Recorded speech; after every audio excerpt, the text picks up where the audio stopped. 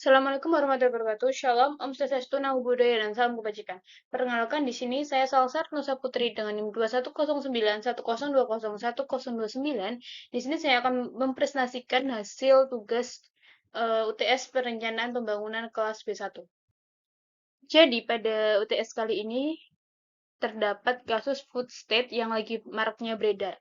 Food state sendiri adalah konsep pengembangan produksi pangan yang dilakukan secara integritas yang mencakup pertanian, perkebunan, bahkan peternakan yang berada di suatu kawasan lahan yang sangat luas. Dalam Undang-Undang Nomor 7 Tahun 1996 tentang Pangan, pemerintah menyelenggarakan pengaturan, pembinaan, pengendalian, dan pengawasan. Sementara masyarakat menyelenggarakan proses produksi dan penyediaan perdagangan distribusi yang berperan sebagai konsumen yang berhak memperoleh pangan yang cukup dalam jumlah dan mutu, aman, bergizi, dan beragam, merata, dan terjangkau oleh daya beli mereka. Mengacu pada pernyataan yang di atas tadi, takutkan pemerintah bangsa ini akan mengalami krisis pangan, maka pemerintah telah menyiapkan RPJMN tahun 2020 hingga 2024 yang salah satunya adalah Program Lumbung Pangan Nasional atau yang biasa kita sebut dengan Food State. Program ini juga telah dikembangkan di beberapa daerah seperti Sumatera Utara, Kalimantan Tengah, Sumatera Selatan, Nusa Tenggara Timur, dan Papua. Di samping efek yang ditimbulkan food state ini mempunyai konsep serta tujuan yaitu guna mendukung ketahanan pangan nasional di tengah ancaman krisis pangan di masa mendatang. Food state ini menjadi penguat ketahanan pangan yang berkelanjutan serta membawa multiplier efek pada modernisasi pertanian nasional. Di sisi lain juga terdapat sisi negatif yang terjadi pada lapangan. LSM setempat menilai food state ini tak sepenuhnya gagal jika mereka mengubah cara kebiasaan menanam mereka serta kegagalan karena terjadi ketiadaan anggaran dan regulasi pembentukan badan cadangan logistik strategis. Food state ini menurut saya pribadi masih layak untuk diteruskan karena food state ini salah satu solusi untuk menghadapi krisis pangan di masa mendatang.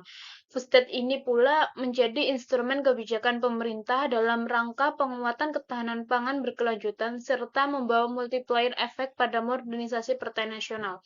Pergerakan serta peningkatan aktivitas ekonomi yang baik diharapkan berkontribusi positif terhadap penambahan jumlah lapangan pekerja, peningkatan pendapatan masyarakat, peningkatan kualitas sumber daya manusia, serta peningkatan pelayanan sosial di bidang pendidikan dan kesehatan guna mendorong peningkatan kesejahteraan masyarakat.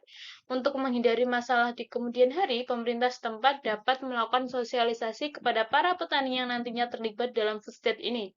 Bukan hanya sebagian petani, tetapi seluruh petani yang terlibat agar tidak terjadi kesalahpahaman satu sama lainnya.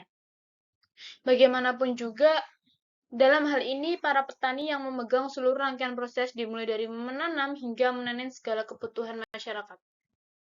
Pada lumbung pangan nasional terdapat 3 tahapan pembangunan. Yang pertama adalah penumbuhan. Penumbuhan pada tahap ini mencakup identifikasi lokasi dan pembangunan fisik lumbung. Tahap yang kedua yaitu pengembangan. Tahap pengembangan mencakup identifikasi kelompok lumbung pangan dan pengisian cadangan. Dan tahap yang ketiga adalah kemandirian. Pada tahap ini, kelembagaan kelompok dikuatkan sekaligus pemberian penguatan modal agar mampu mengembangkan usaha untuk keberlanjutan kelembagaan lumbung pangan. Rekomendasi alternatif untuk memperkuat proses pembangunan lumbung pangan nasional yang pertama adalah untuk mencakup kebutuhan pangan semakin tahun semakin melonjak.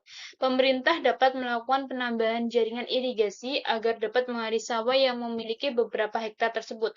Selain itu juga, dalam konteks ketahanan pangan, pembangunan bendungan dan saluran irigasi itu memungkinkan petani tetap mendapatkan pasokan air yang cukup di musim kemarau, sehingga kebutuhan konsumsi masyarakat tetap terpenuhi. Bahkan panen bisa ditingkatkan hingga 3 kali lipat.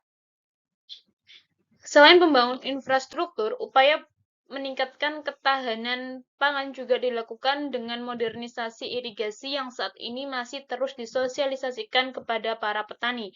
Kesesuaian iklim dengan upaya mewujudkan ketahanan pangan bisa dilihat dengan kasat mata. Saat iklim kondusif, dengan komoditas pangan, hasil yang akan diperoleh akan berbanding lurus, yaitu produksi pangan yang tinggi. Hal sebaliknya terjadi ketika iklim tidak cocok, produksi tanaman pangan akan menurun secara drastis. Sekian presentasi yang dapat saya lakukan, kurang lebihnya mohon dimaafkan. Saya akhiri, wassalamualaikum warahmatullahi wabarakatuh.